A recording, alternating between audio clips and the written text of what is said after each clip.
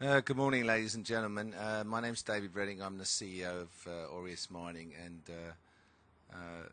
the title of this talk really is building a gold mine in a depressed market. And the reason why we're doing that is because we're fully funded and it's a high-grade deposit. And I always believe that if you can build a gold mine in a depressed market time, then you will reap the rewards, growth rewards, as the cycle improves. So my lawyers apparently simplified this, but apparently it covers all the cautionary issues for both the TSX and the AIM stock exchange, where we're listed under the ticker symbol AUE. So what does the company do? Well, the company's building a gold mine in Liberia, and we're obviously very proud of our achievements so far. We had an investor trip there Tuesday last week, and I guess the three takeoffs from the investor trip were people are very pleasantly surprised about how much progress we've made. Also, we have a social license. We are relocating a village. We're 75% complete with that, and the community is very happy with us. And last but not least, we have compelling exploration upside, which I'll talk about a little bit more in a minute. So really those highlights summarised. I'm not going to read them all out, but we have 2.4 million ounces, just under 1 million ounces in an open pit, 3.6 grams. Pretty high strip ratio, but probably 15 to 1's worth, 0.9 of a gram really. So by West African standards, a very good deposit. We have a strong board with a track record.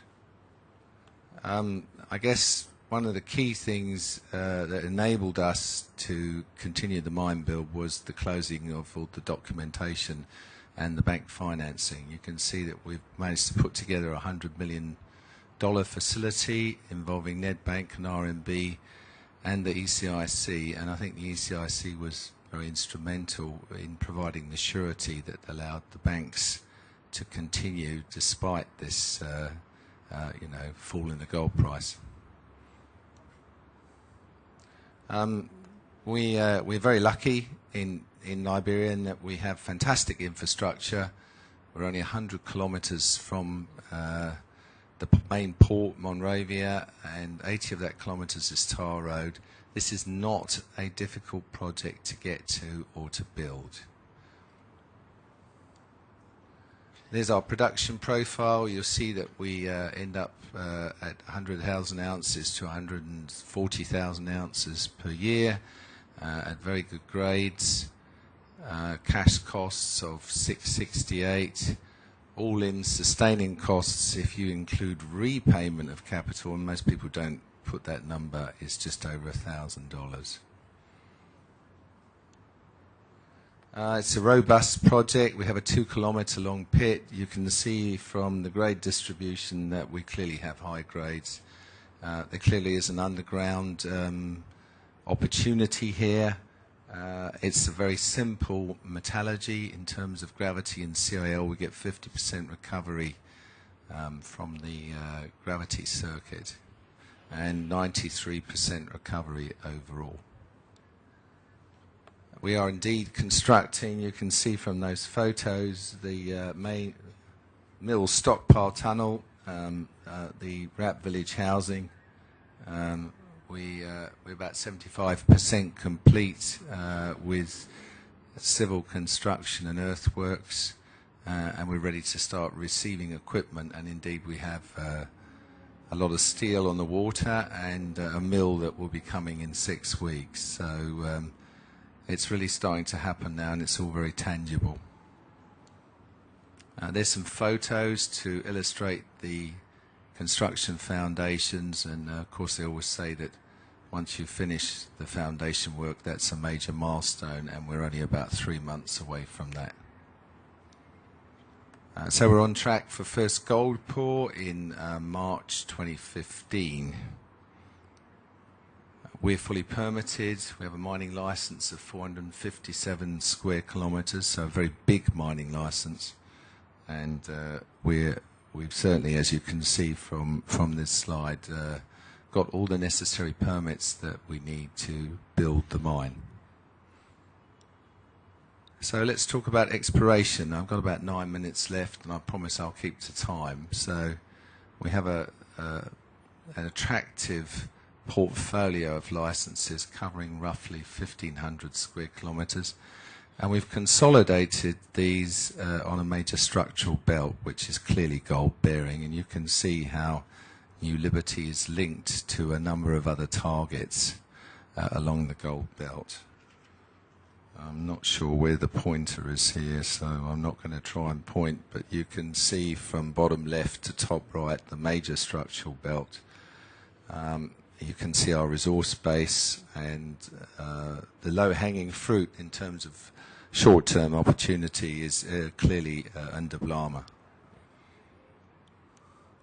Let's look at that area. We have a 13-kilometre gold corridor that's superimposed, gold anomaly superimposed on the radiometrics there, and you can see from those boxes that we've had good hits all around that 13-kilometre area. The sort of purpley bluey area in the radiometrics are actually mafic, ultramafic rocks, and they form what we call a pressure shadow on the toe of the granite, and we're finding that the dips there are much shallower in the 30-degree range. It's a very exciting area, and that's where we're doing our drilling at the moment. There's some of it in more detail. We've already drilled about 500,000 ounces up in that central area, Indaba Central. But the gold in soil anomalism and trenching and other reconnaissance drilling shows us we've got 5 kilometres of continuous gold in soil anomalism around the edge of granite, and this setting is very similar to some of those you see in Western Australia where you get multi-million ounce deposits. We're very excited about this. We're busy expanding the current resource with further drilling. You can see the flat dips there.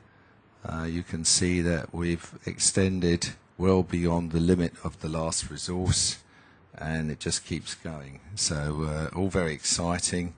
Excellent metallurgy recovery of 94%, and from this one we're getting 70% from gravity, so that's a real bonus for us. So there's the drill pattern. The black are completed, the dotted area is the last resource, the blue is the extensions that we announced last Monday, and the red is still to be done. So when we're finished we would hope to double what we've got at the moment and get you know, above 1 million ounces. But obviously the truth machine will tell us what's happening, but so far it's looking very good. We have another target with just under 178,000 ounces in. This has got legs to the southwest, so we probably get some more ounces from this. The way we're looking at things at the moment is Indaba would be our second mine, and this might be a satellite to Indaba. So I'm just going to summarise now. I seem to have managed to do this in less time, so maybe I've caught up some time. We have a high-grade West African deposit. We significantly reduced the project with the optimal design that we've put together. In fact, our layout is very smart and reduces haulage distances. All our permits are in place. Our construction is indeed underway, and we're making good progress, and we're ahead of schedule. In the last 12 months, with equity and debt, we've raised over $180 million, and that's actually no mean feat in the current environment. We have strong stakeholder relationships with the community and the government of Liberia, and the government of Liberia has a delegation that's going to be presenting tomorrow afternoon here. We have considerable exploration upside. It's very exciting. We think the future of the company is very strong. in terms of a pipeline of assets and production. And we indeed do have quality management. I know everyone says that, but we have a very strong construction team, and they're doing a very good job, and we have a very strong exploration team. So we're well poised for future growth, and I'd just like to say big thank you to everyone for listening to our talk, and I wish you the very best for the rest of the conference. Thank you.